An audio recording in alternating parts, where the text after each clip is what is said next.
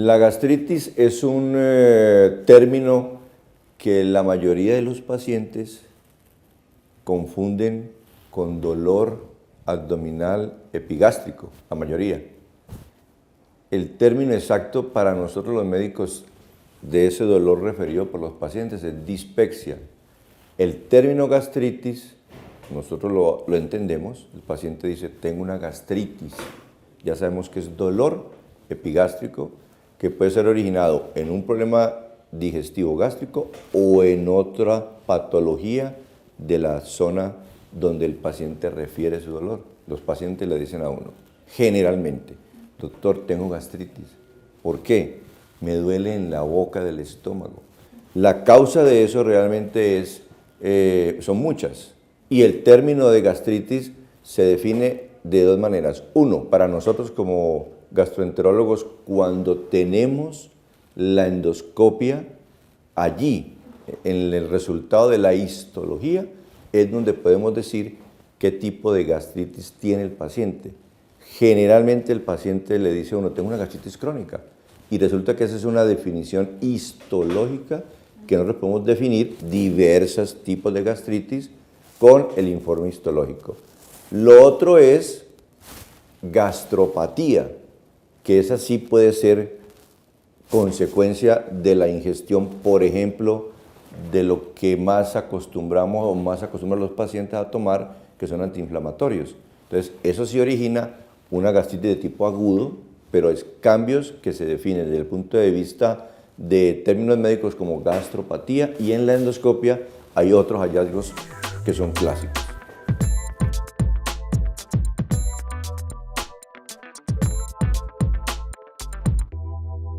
Generalmente la gente que se queja de ardor en el pecho tiene otra connotación, es decir, ardor en el pecho es como síntoma de reflujo, porque el paciente dice, ¿dónde le duele a usted, señor?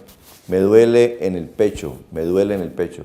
Diferente es el dolor en la boca del estómago, que es el dolor referido a la zona epigástrica. Cuando el paciente se queja de dolor o ardor en el pecho, ya uno está pensando en un reflujo gastroesofágico. Si el paciente se queja, no, tengo un dolor en la boca del estómago, uno está pensando en varias posibilidades. Una de ellas, la gastritis. Una de ellas, pero puede ser reflujo o otras causas que vamos a aclararlas con los exámenes complementarios.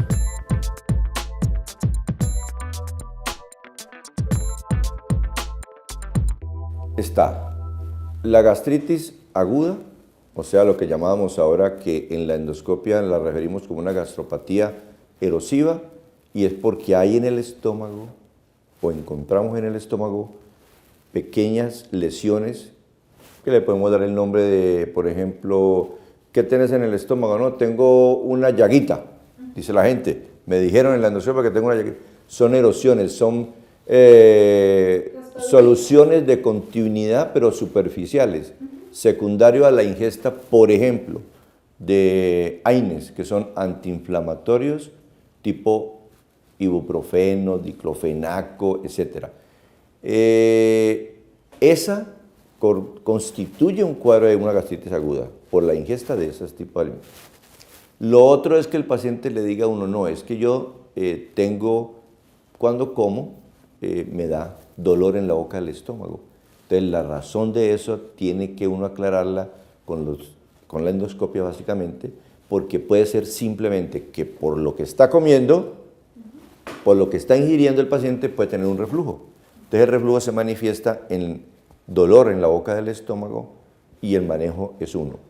Si el paciente le dice a uno, no, como y me da la sensación de que quedo lleno y dolor en la boca, es posible que el paciente tenga, por ejemplo, un retardo en el vaciamiento gástrico. Entonces se queda la comida mucho tiempo en el estómago, el paciente va a tener como síntoma principal dolor y llenura, ¿cierto? Entonces todo depende de lo que el paciente le relate a uno para uno poder definir qué examen necesita para aclarar qué es lo que le está pasando. Pero los malos hábitos alimenticios sí van a llevar a unas manifestaciones clínicas consistentes en esos malos hábitos alimenticios. Por ejemplo, si el paciente no come a horas adecuadas, Si el paciente, como recomendamos casi todos los médicos, la alimentación en casi todos los seres humanos debe ser fraccionada en el tiempo, es decir, no 3 comidas al día, sino entre 5 y 6 comidas al día. Segundo, si el paciente no atiende las recomendaciones de que debe comer poco y está acostumbrado a comer grandes cantidades, pues eso causa malestar, obviamente. Si el paciente es muy amigo de cierto tipo de alimentos o comer muy frío o comer muy caliente, obviamente va a tener síntomas digestivos originados en esos malos hábitos.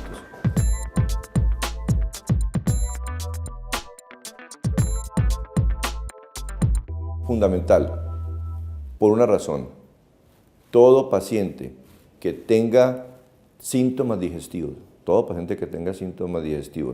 mucho más si esos síntomas digestivos son alarmantes, es decir, nosotros llamamos signos de alarma. Por ejemplo, un paciente que se queje de un problema digestivo alto, epigástrico, ese paciente, si nosotros no le hacemos una endoscopia, se nos puede estar pasando una patología grave, como decir un cáncer gástrico, por ejemplo.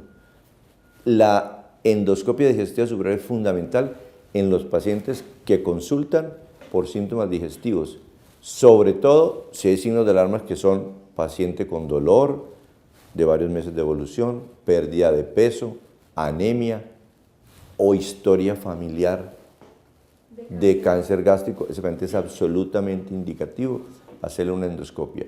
Si el paciente no tiene esos signos de alarma, pero inicialmente consulta por un problema digestivo, se le da un tratamiento inicial si no se le encuentra absolutamente nada en el examen y no mejora, se debe someter a una endoscopia, no importa la edad que tenga.